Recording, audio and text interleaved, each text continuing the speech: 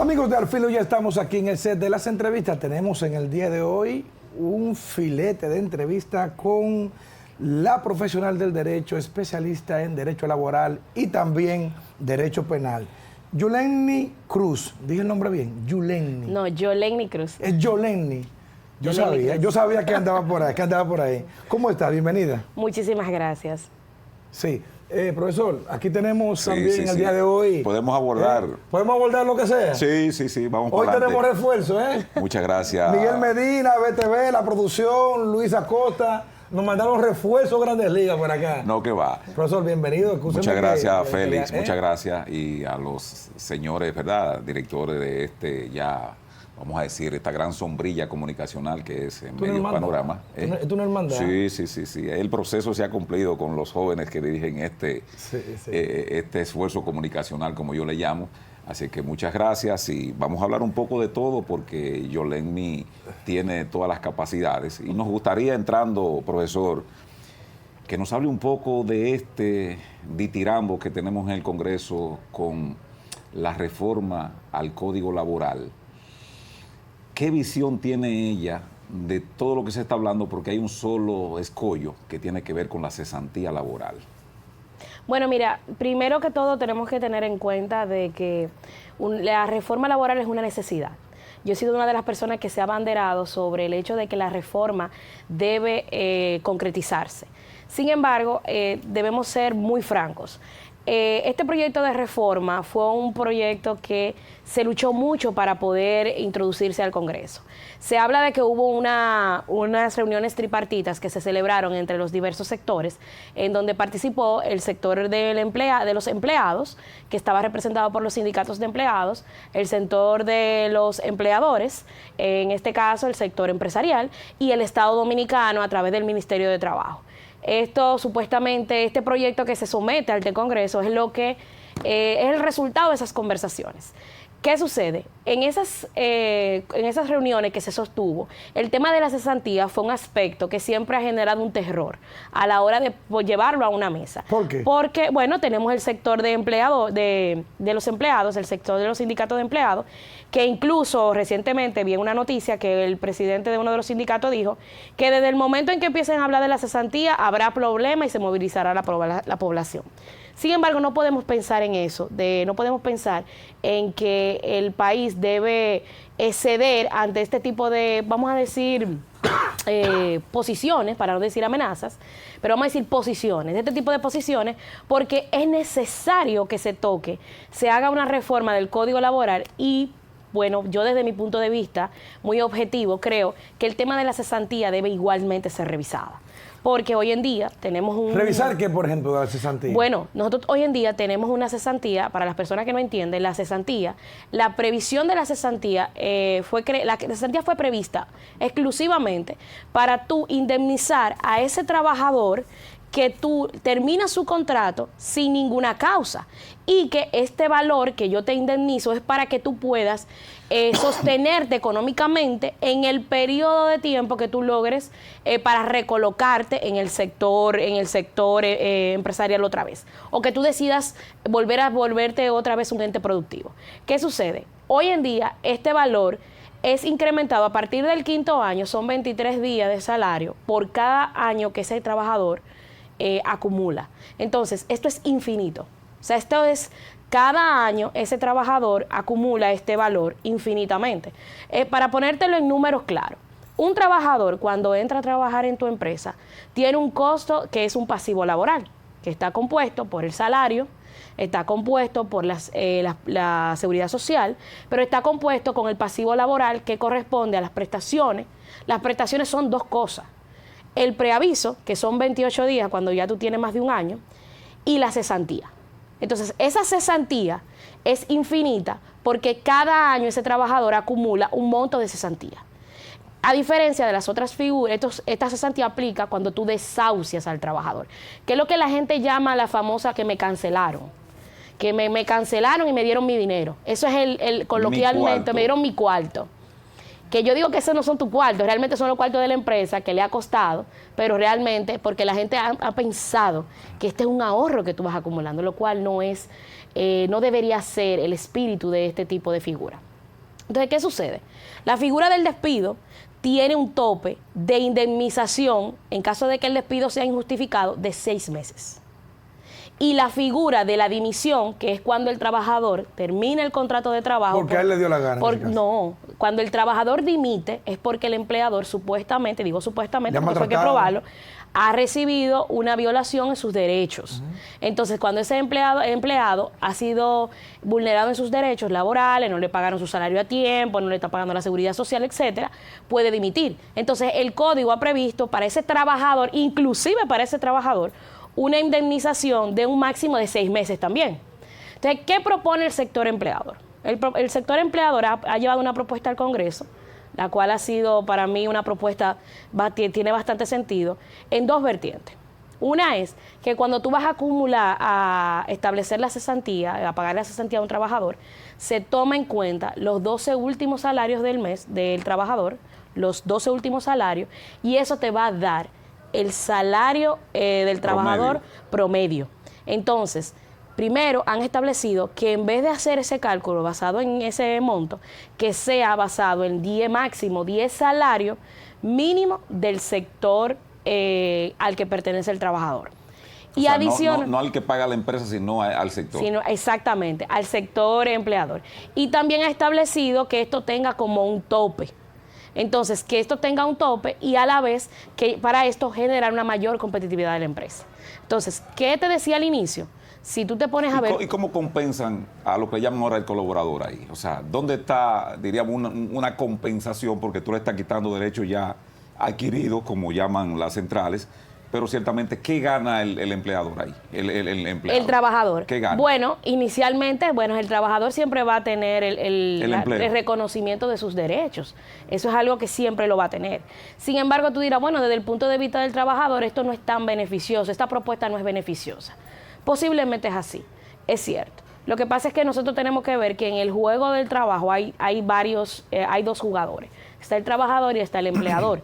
Si el empleador, por causa de la terminación del contrato de trabajo de un trabajador, se ve en la condición de que ya no va a poder seguir operando, porque eso ha pasado. Hay empleadores que han tenido demandas laborales, por causas laborales de cualquier naturaleza, un desahucio, y han ido a la quiebra. ¿Por qué? Porque no tienen la capacidad económica para poder pagar lo que corresponde a un trabajador. Imagínate que tenga 20 años. Entonces, ¿cómo ver esto? Yo creo que lo que tú estás planteando, lo que usted está planteando, muy lógico a nivel de concepto empresarial y comercial. A nivel laboral se ve como una contranatura, porque ya hay un tema de derecho adquirido. Pero veo mucha luz en lo que está diciendo, principalmente con el tema competitividad. Pero esa petición de los empresarios, ¿es exclusivamente para todo el sector o hay una clasificación? No, se ha presentado para todo el sector empleador, para todos los sectores. No han hecho una distinción de que para este sector aplica de otra forma y para este de otra. Lo que sí se ha establecido es que esto aplicaría para los nuevos empleados. Es decir, el sector empleador ha establecido que el empleado que hoy en día ya tiene el derecho, ese derecho se le siga reconociendo. Y esto pasó igual en la reforma del 1992. Yo le di, perdón, sin desmontar, diríamos, usted decía hace un momento que era infinito, ¿no? Que 23 días, que luego, sin desmontar eso al empleado que ya está en una empresa. Ese empleado se le seguirá reconociendo sus derechos conforme lo que establece el código actual. Perfecto. Incluso déjame decirte algo, que el código, cuando el código se reformó en el 1992, se hizo lo mismo. Se dijo, incluso, yo no sé si ustedes alguna vez han entrado a la página del Ministerio de Trabajo y tú ves que el Ministerio de Trabajo dice cesantía ley 1900 tal, ley, y cesantía ley 1900 tal. Entonces, esto ¿Qué cambios se hicieron en el 92? Bueno, ahora mismo no recuerdo esos cambios, para serte franca. Okay. Pero se calcula de una forma diferente a aquellos empleados que fueron antes de la reforma que se hizo en el 1992. Pero vamos a ver, porque vamos a ir a un tema de justicia social. Es cierto, una cafetería o una empresa que tiene 5 o 6 empleados, cuando le falta uno, no puede operar porque Sí. Le falta prácticamente el 25% de su personal. El que hace los sándwiches. Sí, el que hace los sándwiches le hace falta. ¿Cómo abre la cafetería? Le hace falta el que lava los trates, no el que lava los trates, el jugo. Muy bien. Pero ¿qué es diferente en una empresa grande que tiene más de 50 empleados? Que un empleado que falte no afecta la productividad ni la producción de la empresa. Y justamente el problema es con el empleado, el cómo se comporta referente a si lo votan o no lo votan. ¿Por qué entonces tú no crees, esta pregunta más bien como consultora en este caso, ¿por qué el empresariado no pide una clasificación como se clasifican las pymes? Porque yo creo que la grande es como un robo que se zafe de eso. La mediana yo creo que puede manejarlo más o menos. Ahora, la pyme ni la pequeña no lo aguantan. Mira, y primero que todo, y pese a que sí hay clasificaciones, tenemos que partir del principio de igualdad. Pero no para la cesantía. No hay clasificaciones. Para la cesantía hay clasificaciones conforme el Sí, seniority que tú sí. tienes, que llamamos seniority al tiempo que tú Claro. tienes dentro de la empresa.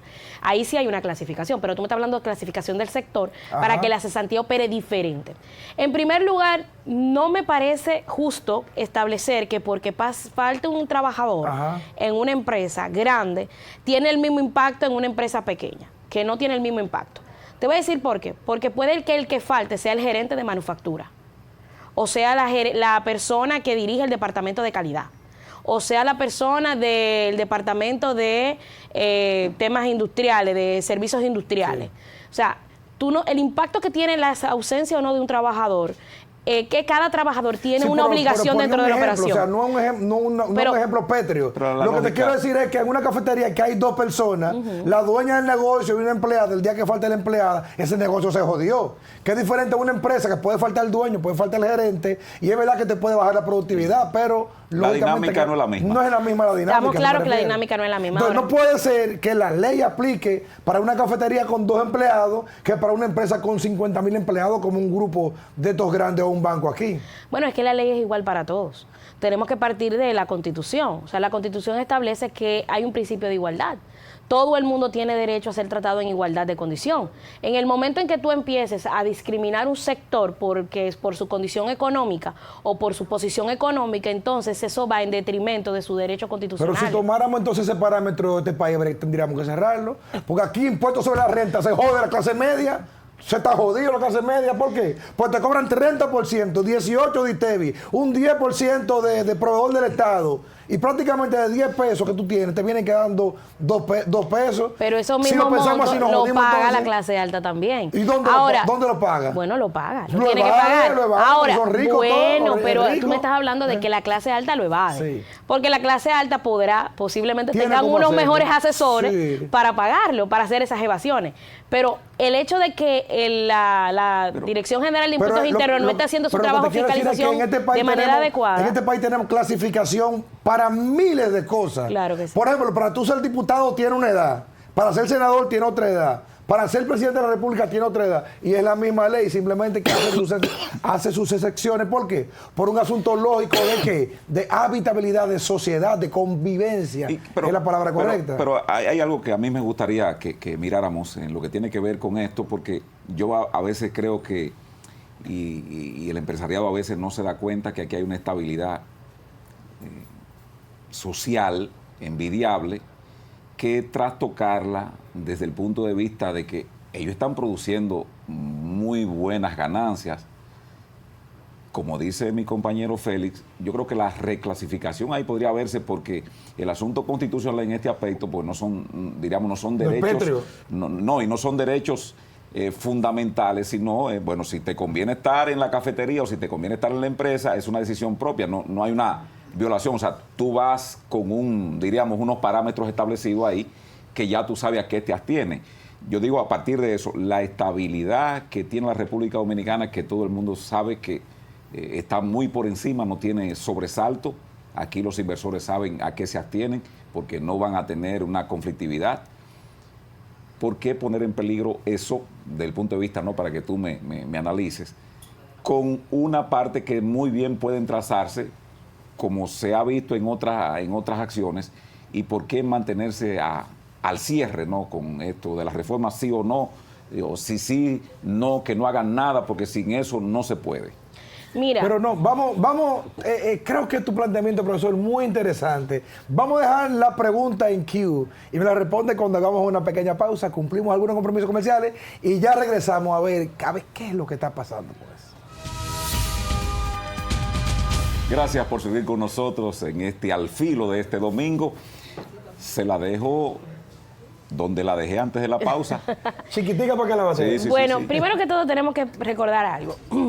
En el momento que nosotros lleguemos a clasificar una empresa, los beneficios laborales de un trabajador en una empresa por la categoría de la empresa, estamos restando competitividad a esa empresa. Que de por sí ya está clasificada, que lo clasifica la propia ley. Exactamente, está clasificada, pero sin embargo tú estás limitando el acceso, o sea, limitándole su posibilidad de tener acceso a ciertos talentos o trabajadores a su empresa, porque su empresa ofrece menor beneficios al trabajador de cara a lo que corresponde al pago de sus derechos adquiridos y prestaciones laborales. Pero tú lo estás viendo desde el punto de vista de la empresa. Ahora vamos a hablar desde el punto de vista del trabajador. Un trabajador que trabaja en una multinacional estaría recibiendo menos beneficio ese trabajador que lo que recibiría en una empresa de menor nivel. Entonces, tú no solamente le estás restando competitividad a esa empresa, sino que a la vez le estás quitando competitividad al trabajo, le estás restando derechos, al trabajador. Entonces, para el trabajador no va a ser tan interesante entrar a trabajar en una multinacional posiblemente, porque cuando esa empresa termine mi relación laboral conmigo, posiblemente mis derechos laborales sean menores, o posiblemente, bueno, depende de qué se trate. ¿No se ha pensado, valga la redundancia, pensar un poco más en el pequeño que no sabe caminar y hay que ayudarlo a caminar, que el que es grande, que camina, salta y vuela? Bueno, es una forma, es algo que se puede proponer y llevar. Un punto importante que la gente tiene que saber, y es que yo debo ser enfática en esta parte, es que estas conversaciones que se está teniendo con el comité con la comisión que está evaluando el Código de Trabajo, es abierta. Así como fueron cientos de personas por horas a hacer turno para hablar de la reforma fiscal, tú puedes perfectamente inscribir y pedir una reunión con la comisión y presentar tus propuestas. Entonces, si el sector de las MIPYME necesitan presentar una propuesta que se adecue más a lo que es su sector, perfectamente lo puede hacer. Incluso en esta semana tuvieron varios sectores del sector empleador. Pero quien está negociando son los grandes, son los empresarios. No, hay son las pymes. Pero no son los que tienen menos de 10 empleados. Claro que no. Lo que pasa es que lo que se le ha dado más cobertura de prensa ahora mismo son las MIPYME, son las empresas grandes. No, porque la mesa tripartita, que están empleadores, gobierno y empresarios, no hay pyme. Claro que sí, yo conozco personas del sector MIPYME que participaron en esas reuniones. Incluso personas de la empresa MIPYME que tienen sus turnos para tener reuniones con la comisión de evaluadora. Bueno, conversamos con Yoleini Cruz, experta en Derecho Laboral. Se hablaba de lo que plantean, diríamos, las grandes empresas. Sin embargo, ellos están acogidos a una serie de beneficios llamadas exenciones que en la frustrada reforma fiscal supuestamente se iba a tocar y se separaron en dos pies. Y exactamente lo que dice el profesor Lajara, las pymes no están contempladas ahí, entonces reclasificamos para algunas cosas, pero no podemos reclasificar para otras cosas. Nadie dice que no puedes hacerlo, se puede hacer, pero se debe presentar la propuesta.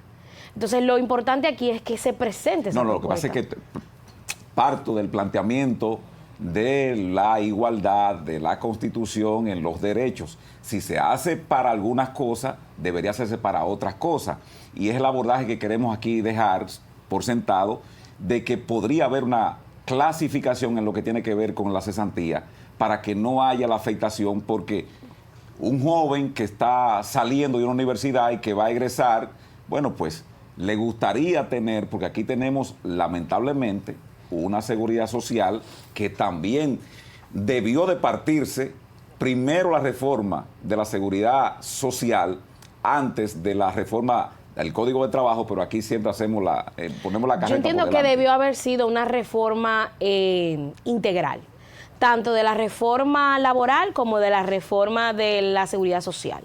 Porque nosotros tenemos que tener claro, y es que la gente no lo sabe, que nuestra ley de seguridad social habla de un seguro de desempleo. El seguro de desempleo que nunca se ha puesto en operación. Pero aparte de eso, la seguridad social tiene muchísimas situaciones y muchísimos aspectos que deben ser mejoradas en pro y favor del trabajador. Un ejemplo de esto, el tema de los subsidios de las licencias de paternidad.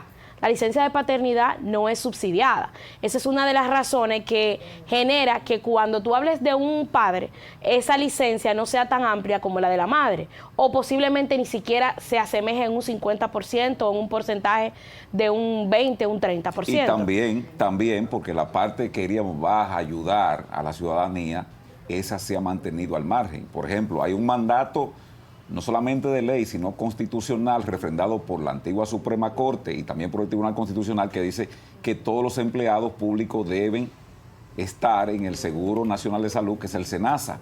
Sin embargo, hasta el Estado Dominicano ha creado empresas de aseguradora teniendo a SENASA. Esa dicotomía, ni siquiera un mandato constitucional del tribunal se cumple, porque va a beneficiar, partiendo no de que SENASA le toque el hueso, y a las privadas le toca la masa, porque la grande... Los problemas se quedan en SENASA y los demás tienen la masa. Sí, entonces, esas son de las cuestiones que sí debemos atacar en una posible reforma, de cumplir lo que dice la ley. Bueno, es que el sentido debería ser partir de que la ley va a ser cumplida. No hacemos nada con hacer una reforma de todas las leyes del país si el gobierno y el Estado, que es el propulsor que debe ayudar a que la ciudadanía primero conozca sus leyes y sobre todo las cumpla, no podemos partir de que no va a pasar. Lo que tenemos es que partir de que el gobierno y el Estado Dominicano en todas sus esferas, dígase, tanto desde el Poder Judicial como desde el Poder Ejecutivo, ayuden a que estas leyes se cumplan, a que cuando tú vayas a un tribunal tú recibas una sentencia que se ajuste a la ley.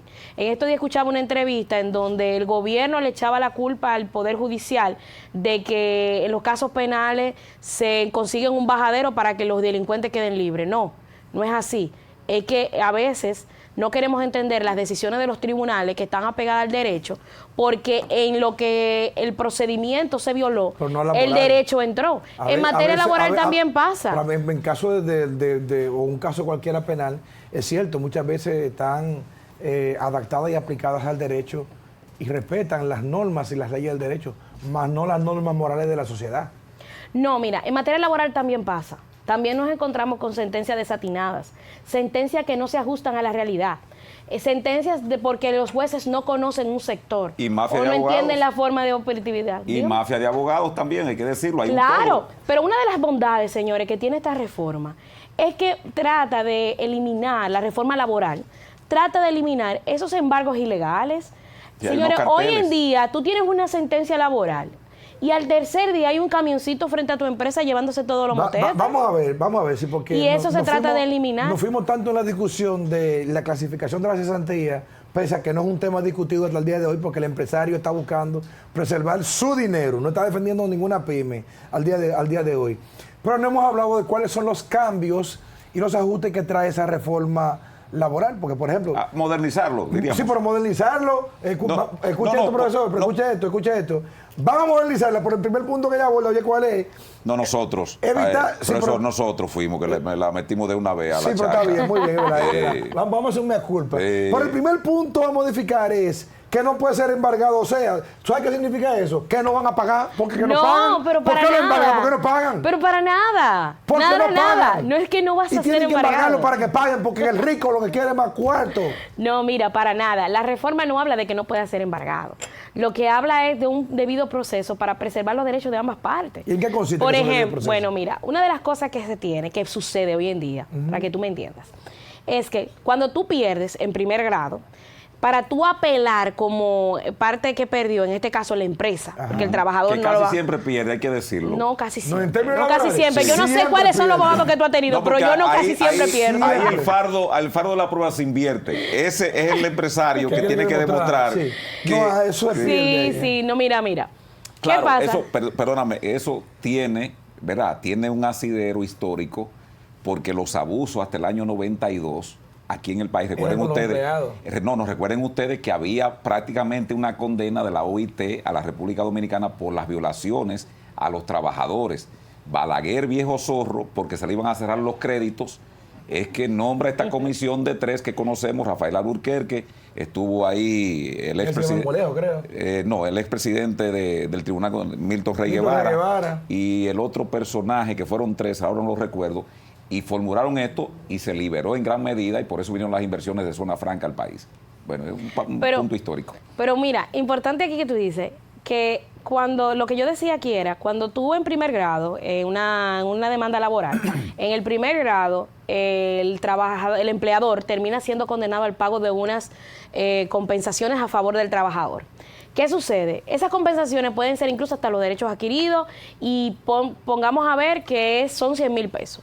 Para tú poder evitar que esa sentencia se vuelva ejecutoria, te la ejecuten, tú tienes que, para evitar que te vayan a ejecutar y suspender la ejecución de esa decisión, entonces tú tienes que consignar el doble del valor para preservar ese crédito que el trabajador ha adquirido, ¿verdad? Estamos hasta ahí.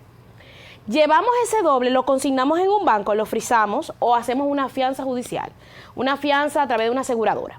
Entonces tenemos 2 formas, consignar o una fianza. Entonces, cuando nosotros nos vamos a la corte, vamos a decir que en corte ganaste, revocaron, o vamos a decir perdiste, vas a la Suprema, perdiste, te toca pagar. Ya es el momento de que hay que pagar. Sí. ¿Qué pasa? ¿Qué es lo que pasa hoy en día? Ese dinero está en el banco. Frisado. El monto de las condenaciones está en el banco por el doble. Es decir, que cubre el valor por el que te condenaron más cualquier monto adicional que se haya generado posterior a. Es decir, si la Corte modificó el monto, entonces se suma, se agrega, perfecto. ¿Qué pasa hoy en día? Antes, los muchísimos abogados terroristas, como yo le llamo, lo que hacen es que en vez de ir a buscar su dinero al banco, porque el dinero ya está consignado, incluso usted tiene la certificación, y la certificación dice que se debe entregar al primer requerimiento con una sentencia definitiva. Claro que sí, con una notificación. Si en una decisión superior se varía la medida y gana. No, tú no puedes retirar hasta que no sea definitiva la decisión. Hasta que no sea definitiva. Es a primer requerimiento después que la decisión sea definitiva. Entonces, ¿qué hacen los abogados de terroristas? Teniendo esa consignación ahí, van a tu empresa, llegan con el camioncito y te hacen un desastre.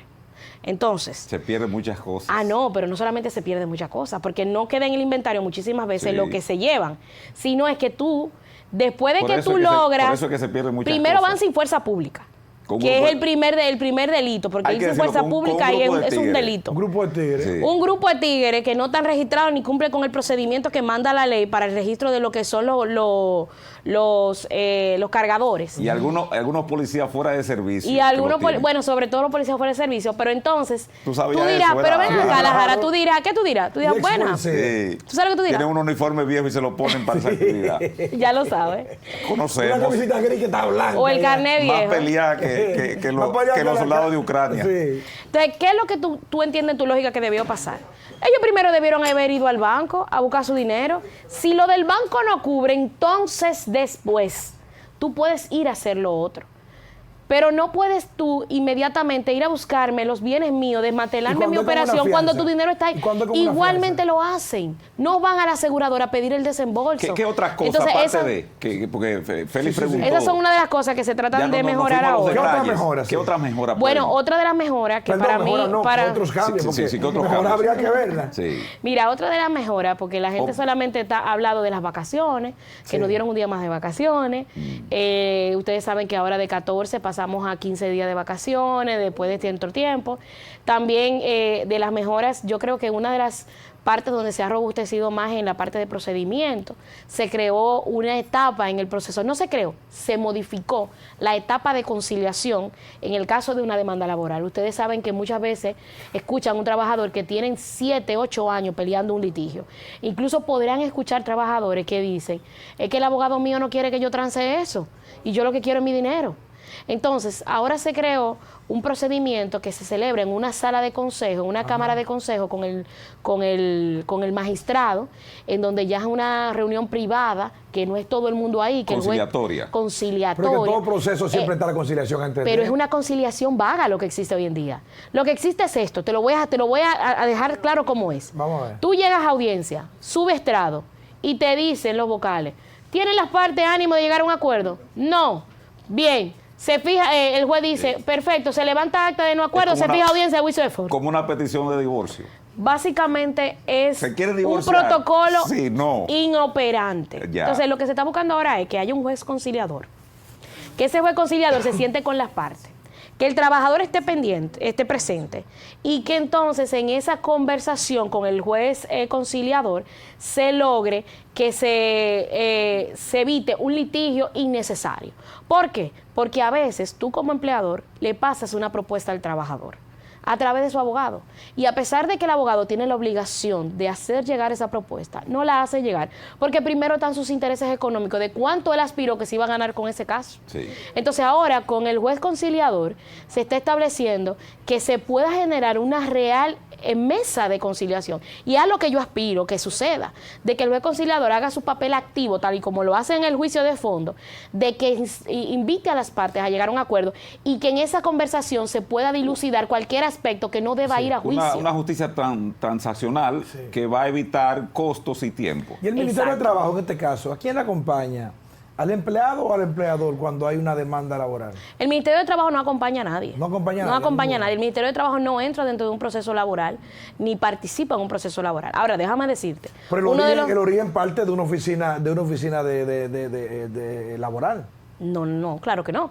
El trabajador termina su Cuando va y se contrato. acerca a una oficina del Ministerio de Trabajo, arranca ahí la demanda. No, o sea, aparte de ahí, claro que no. La demanda parte de que el trabajador vaya a un abogado y lo notifique. Al Ministerio de Trabajo ellos van a mal asesorarse muchas veces, y debo decirlo tal cual. Sí. Muchas veces las O personas sea, que que todo es reciben... informativo cuando se acercan a Todo una es oficina. informativo. Muchas veces, y debo decir las cosas como son, Sí. los trabajadores van al Ministerio de Trabajo y son mal asesorados. Porque el Ministerio de Trabajo muchas veces no le hace las preguntas de lugar al trabajador.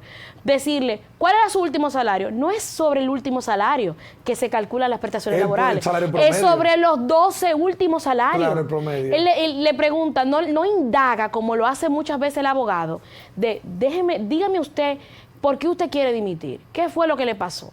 Mire, si usted está dimitiendo y usted gana, le toca esto. Ahora, si usted pierde, le toca eso. Eso no se lo dicen. Sí. Tampoco le dicen que si usted está renunciando, a usted no le toca prestaciones laborales. Sencillamente la persona va con un cálculo y nadie le explica correctamente las cosas. Podrá decir el ministro de Trabajo que sí se hace la labor, pero yo no la percibo en el sector en el que yo trabajo. No la percibo. Y cuando el Ministerio de Trabajo en una oficina lo que pone al solicitante en contra de la empresa, que lo que hace que lo monta, o sea, lo orienta para que mate a la empresa. Yo no creo, yo lo he visto. yo no he visto que el ministerio sea el que incite al trabajador a renunciar o a ejercer una acción judicial contra el empleador. Eso no lo puedo decir. Ahora bien, lo que sí te puedo decir es que hay muchos abogados fuera del Ministerio de Trabajo, de las instituciones del Ministerio de Trabajo, que compran casos. Yo conozco, y creo que en esto... Y yo también conozco casos. Que hay planteamientos que yo creo que debe reformarse, porque yo conozco una persona que incluso no tiene una empresa, sino es una persona, sí, que hace animaciones en discoteca, es un locutor. Y siempre a esos muchachos se le pega a alguien que quiere asistirlo, que lo admira, que... Sí. Bueno, y esa persona donde él iba sin invitarlo se aparecía y que se le pasaba el micrófono. Le metió una demanda laboral. Sí. Pero entonces uno disturbio hogareño Sí. y se dio cuenta que era conseguir que algo por ahí. filtraba. Sí. Y él dijo, no te quiero ver.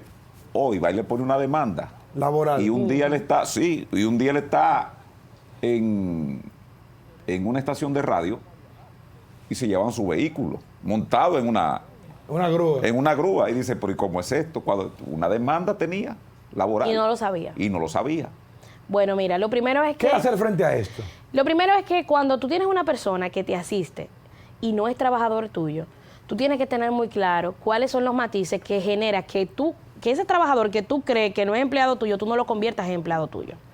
Y es que hay una figura que es lo que distingue el contrato de servicio independiente o el contrato de vamos a decir, de ese asistente que no es asistente El empleado. asistente innecesario. Innecesario. Ese amiguito que va conmigo para todos lados, ese muchacho que un día me maneja el carro y me lo Sí. parquea, que no se vuelva un trabajador.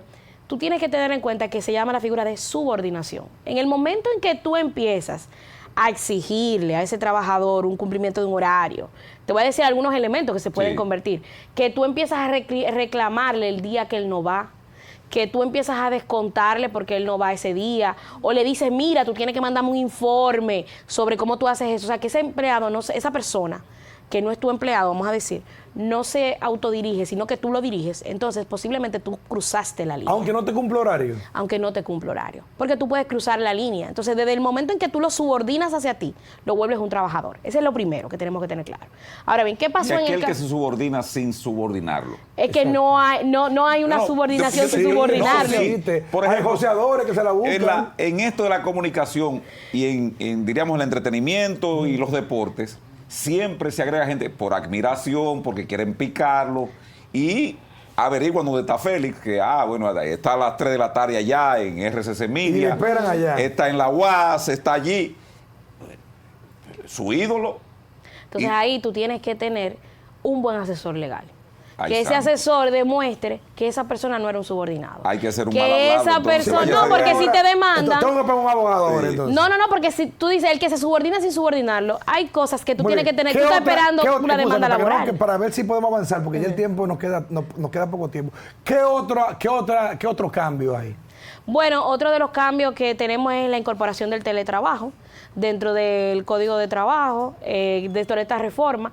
Debo decir que es una incorporación súper vaga. ¿Genera derecho el teletrabajo? El teletrabajo, claro que genera derechos, pero la reforma que como se planteó es incluso más vaga de lo que es la misma resolución del Ministerio de Trabajo sobre la regulación del teletrabajo. ¿Y no es un abuso que un teletrabajo genere derechos adquiridos? ¿Por qué No es un un abuso? abuso económico para una empresa. Ahí no importa el tamaño de la empresa. Claro. O sea, que tú en tu casa sentado tranquilo con una llamada telefónica, tú generes un compromiso laboral, un pasivo laboral como la cesantía. Claro que no es ningún abuso, qué no? porque eso es una figura que igual genera una rentabilidad a la empresa, porque así como el teletrabajo genera economía para una empresa, porque tú no pagas luz, tú no pagas aire acondicionado y muchísimas cosas, y el trabajador se ahorra el transporte y mucho tiempo, el trabajador tiene derecho a percibir unas indemnizaciones económicas conforme su trabajo. O sea, ¿Tú sabes qué es lo ese que- tipo de... tú sabes qué es lo que estoy viendo? de Lo que pasa es que yo no sé, profesor, usted que es ducho en la materia, en temas históricos, yo aún en el día de hoy veo la discusión de laboral en función de la Revolución Rusa todavía, del soviet, de los derechos adquiridos, de que los empleados eran abatidos con 12 y hasta 16 horas de explotación laboral, y que por eso se armó una revolución y que los trabajadores salieron a la calle, a la Plaza Roja a reclamar, y que entonces esos derechos hoy hay que garantizarlos. Eso no existe hoy. Aquí no hay 12 horas de trabajo para nadie, porque hay derecho, lo máximo que usted trabaja es 8, y si no, tiene que pagar hora extra. Entonces, yo no entiendo cómo todavía se siguen tomando decisiones en función de las 12 horas o 16 horas de abuso laboral en las empresas, en Estados Unidos, en Rusia, a partir de la Revolución Industrial, como que hoy es así. Esto nada es así. Entonces, ¿por qué aún se siguen tomando decisiones orientadas a esos hechos históricos? Mira, la reforma que se presentó al Congreso, entiendo que es una reforma que tiene muchas bondades. Todavía le faltaron muchas cosas. Que en modo alguno, hasta lo que he visto, no he visto una afectación grave a los derechos del trabajador. Entiendo que el sector empresarial tiene una lucha con el tema de la cesantía y el trasfondo tiene una razón de ser. Y quieren de alguna forma como el tema de la discusión del tema de la cesantía ha generado una distorsión de cuál es la finalidad real de esta reforma. Y lo que busca esta reforma realmente es modernizar y poner a la vanguardia lo que son los derechos de los trabajadores. Que es una reforma para mí que todavía necesita más ajustes, sí. Finalmente, sí, diríamos que de esta platanada, si se quiere, ¿no? Como la guagua de reforma que mandó el presidente de la República, desde tu punto de vista, porque hablamos fuera del aire de las otras reformas, esta es la que tiene tal vez mayor nivel de equilibrio con respecto a las otras dos. Sí, podría decir que sí. Creo que es la reforma que está un poco más equilibrada que las demás, que puede representar un avance. Sin embargo, en el futuro necesitará otras modificaciones. Finalmente, si pasa como está. ¿Qué faltaría entonces agregar? Bueno, el tema de la reversibilidad en el tema del teletrabajo, Yo entiendo que hay que modernizar algunos aspectos de derecho de derechos laborales, sobre licencias, etcétera. Pero es una reforma buena la que tenemos, pero necesitamos fortalecerla más. Y espero que el Congreso, que como lo dijeron en estos días, hagan uso de ese derecho que lo dijeron, que aunque le hayan entregado un proyecto, que ese proyecto no necesariamente va a salir como va, sino que puede recibir otras mejoras. Letrada, pues muchísimas gracias. De verdad que para nosotros un placer y un honor poder conversar con usted, profesor. Y creo que está pendiente tal vez otra visita más adelante para hablar de los temas que no han quedado en el tintero, que fuera del aire lo abordamos y resultó la dinámica bastante buena con respecto pues al Código Penal, que ahora se quiere volar al Código Penal con nuevas leyes en este asunto que a veces abordamos. Con atajos. Sí, le damos la vuelta cuando tenemos tareas pendientes, pero bueno, son temas que quedan en el tintero y agradecemos pues tu presencia en este domingo y agradecemos tu presencia nueva vez aquí al Filo. Muchísimas gracias por su invitación y con todo gusto vuelvo cuando ustedes deseen. Sí, bueno, profesor, pues terminamos la entrevista por el día de hoy. Hacemos entonces una pequeña pausa y regresamos ya con la parte final del programa.